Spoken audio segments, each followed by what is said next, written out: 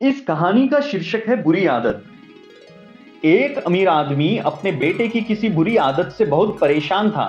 वह जब भी बेटे से आदत छोड़ने को कहता तो एक ही जवाब मिलता, अभी मैं इतना छोटा हूं, धीरे धीरे ये आदत छोड़ दूंगा। पर वह कभी भी आदत छोड़ने का प्रयास नहीं करता। उन्हीं दिनों एक महात्मा गांव में पधारे हुए थे।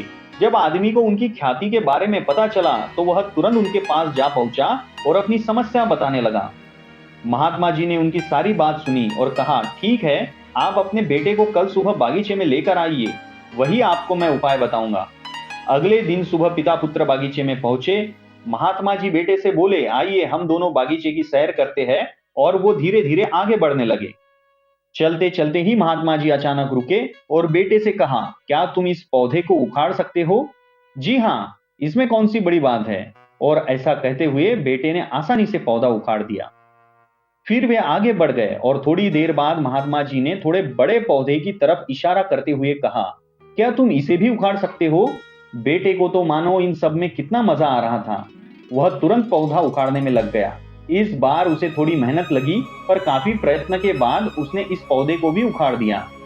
वे फिर आगे बढ़ गए और कुछ देर बाद पुनः महात्मा जी ने एक गुड़हल के पेड़ की तरफ इशारा करते हुए बेटे से इसे उखाड़ने के लिए कहा।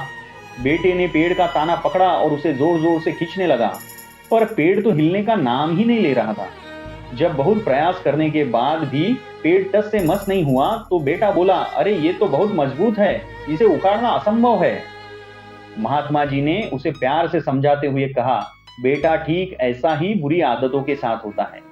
जब वे नई होती है तो उन्हें छोड़ना आसान होता है, पर वे जैसी जैसी पुरानी होती जाती है, इन्हें छोड़ना मुश्किल होता जाता है।